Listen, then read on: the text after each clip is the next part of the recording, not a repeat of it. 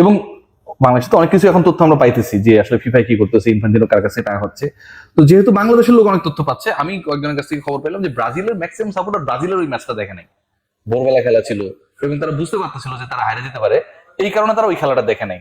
এবং ওই খেলা যেহেতু তারা হাইরা গেছে, তাদের তো তর্ক করারও কিছু নেই, তো খেলা দেখলে কি আর না দেখলে কি, তারা সবাই এনার্জিটা রেখে দিছিল আর্জেন্টিনা ম্যাচ দেখার জন্য।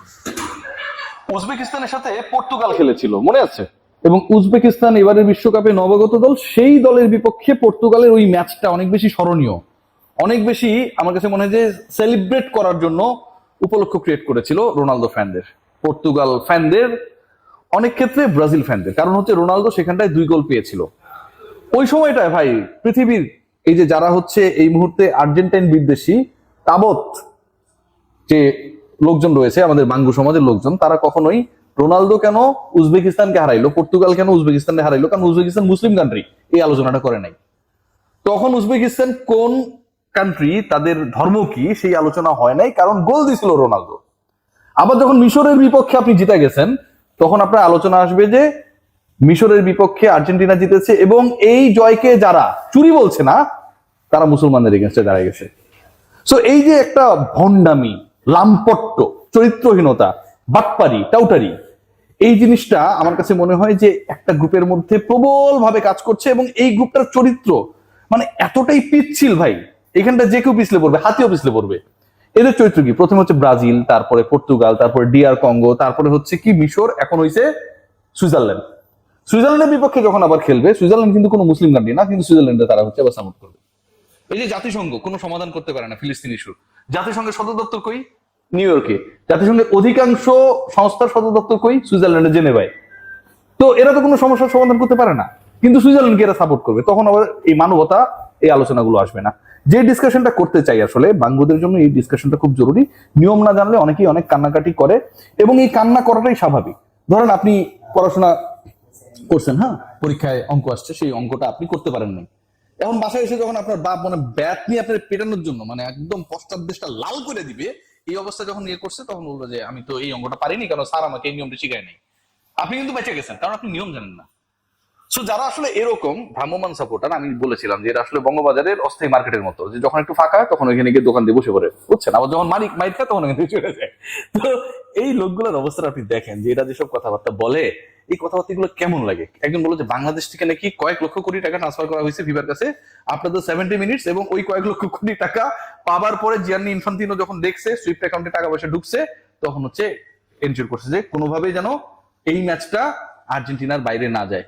বাংলাদেশ ফুটবল ফেডারেশন ভাই নিজেরা ফিফার অনুদানে চলে, এবং কয়দিন পর এই টাকা চুরি বাটপারি করার জন্য সালাউদ্দিনের বিরুদ্ধে ফিফা নোটিশ জারি করে। সেই বাংলাদেশ থেকে নাকি কয়েক লক্ষ কোটি টাকা ফিফাকে পাঠাইছে, যারা নিজেদের ফুটবলে উন্নতি করতে পারে না। চিন্তা করতে পারেন এই যে কথাবার্তাগুলো বলে মাননীয় প্রধানমন্ত্রী তারেক রহমান, এই লোকটার একটু প্লিজ জিজ্ঞাসাবাদ করেন, কারণ ওনার কাছে তো এক্সক্লুসিভ কোনো ইনফরমেশন থাকতেও পারে যেটা আমরা জানি না। তো এই কয়েক লক্ষ কোটি টাকা যদি সত্যি সত্যি ট্রান্সফার হয়, এটা তো দেশের জন্য আমার কাছে মনে হয় একটা বিশাল লস হয়ে যাবে। গতকালকে ম্যাচটা যদি আপনি খেয়াল করেন, যে এই মুহূর্তে এবারের বিশ্বকাপের সবচেয়ে ইম্পর্টেন্ট টিম বা ব্যালেন্স টিম মোর দেন আর্জেন্টিনা, এটা আপনি বলতেই হবে, সেটা হচ্ছে ফ্রান্স, রাইট? এখন এই ফ্রান্সকে যদি ঠেকাইতে হয়, মানে আর্জেন্টিনাকে চ্যাম্পিয়ন করতে গেলে তো আসলে এই মানে অন্য দলগুলো আসলে ইম্পর্টেন্ট না, আপনি কি করতে হবে, আপনি কি ফ্রান্সকে ঠেকাতে হবে। ফ্রান্সকে ঠেকাতে পারলে ইউরো চ্যাম্পিয়নশিপ ইজ এনশিওর।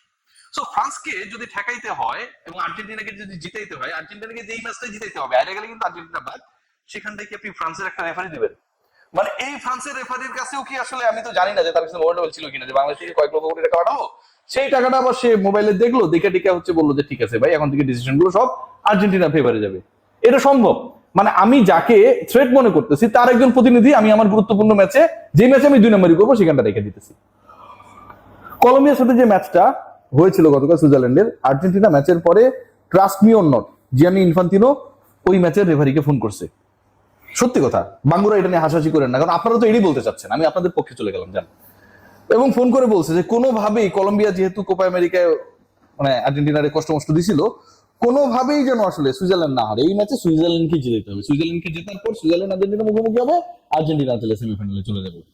খেয়াল করে দেখুন যে টাকা পয়সার হিসাবটা আসছে, লিওনেল মেসি টাকা দিয়ে কিনে নিছে, লিওনেল মেসি অনেক টাকা রয়েছে, হিজ মাফিয়া, এটা সেটা। আচ্ছা, ক্রিস্টিয়ানো রোনালদো, মানে আপনি যদি ওয়ার্ল্ডের যদি একটা ট্যালি করেন যে সবচেয়ে বেশি টাকা পয়সা ওয়ালা অ্যাথলেটকে, লিওনেল মেসির উপরে বা পৃথিবীর যে কোনো অ্যাথলেটের উপরে যে মানুষটাকে আপনি সবসময় পাবেন, সেটা হচ্ছে ক্রিস্টিয়ানো রোনালদো। এখন যেই রোনালদো টানা 6টা বিশ্বকাপে গেল এবং গিয়ে হচ্ছে জাস্ট ঘোড়ার ডিম পারফরমেন্স করলো, এবার এসে নকআউটে প্রথম গোলটা করছে, সেটাও পেনাল্টি থেকে, যে পেনাল্টি নিয়ে এত আলোচনা হয়। সেই ক্রিস্টিয়ানো রোনালদো কিছু টাকা পয়সা, যার টাকা লিওনেল মেসির থেকেও বেশি, দিয়ে পর্তুগালকে ওয়ার্ল্ড কাপটা জিতাইতে পারলো না। ইউরোপের যে এত এত দলগুলো তারা হচ্ছে ফাইট করতেছে, সেই 66-র পরে ইংল্যান্ড ওয়ার্ল্ড কাপ জিততে পারে নাই। চিন্তা করা যায়, সুইজারল্যান্ডের এত প্রভাব, মানে আর্জেন্টিনার সাথে তারা খেলবে, তার আগ পর্যন্ত তারা এই ম্যাচে মুখোমুখি হওয়ার পরে কি হবে আমরা জানি না, আগ পর্যন্ত জীবনে ওয়ার্ল্ড কাপ জিততে পারে নাই। এই যে নরওয়ে বলেন, তারপরে হচ্ছে জার্মানি বলেন, প্রত্যেকটা দেশ তো অনেক বেশি স্টাবলিশ না, আমরা তো লন্ডন নিয়ে এগোর কাছ থেকে। তো এদের টাকা পয়সা লিওনেল মেসি থেকে কমে গেছে, যে কারণে এরা হচ্ছে ফিফারে কিনতে পারে না। আবার ফিফার যেই লোকটা হচ্ছে বিভিন্ন জায়গায় বিক্রি হয়, জিয়ানি ইনফান্তিনো, তিনি আবার সুইডেনের নাগরিক, ও আবার ইউরোপিয়ান, কিন্তু সে হচ্ছে টাকা খায় হচ্ছে ল্যাটিনের কাছ থেকে, ইউরোপ থেকে টাকা নেয় না। এই যে ব্যাপারগুলো ঘটতেছে এবং এত দারুণ করে ঘটতেছে, যেই ব্যাপারগুলো বাংলাদেশের যারা ফুটবল ক্রিটিক, যারা হচ্ছে ওই যে ভ্রাম্যমান হচ্ছে অস্থায়ী দোকান বঙ্গবাজারের, এরা যেভাবে এই ব্যাপারগুলোকে নেইল করছে, বের করে আনছে, ইনভেস্টিগেট করছে, আমার কাছে মনে হয় যে এটা জুড়ে মেলা না। মানে এরকম ভাবে কেউ এত সুন্দরভাবে এই ঘটনাগুলো কিভাবে বের করতে পারে, এটা কি সম্ভব? সম্ভব, কারণ বাংলাদেশে এই সাপোর্টাররা রয়েছে। এখন সবচেয়ে মজার ব্যাপার কি জানেন, আমি যে খবরটা পাইলাম এর মধ্যে, যে ব্রাজিলের যে সাপোর্টাররা রয়েছে তারা আসলে খেলা দেখার থেকে তর্ক করতে বেশি ভালোবাসে।